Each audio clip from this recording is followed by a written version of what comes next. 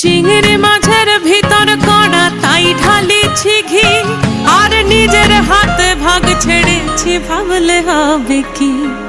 চিংড়ি মাছের ভিতর কড়া তাই ঢালিছি ঘি, আর নিজের হাতে ভাগ ছেড়ে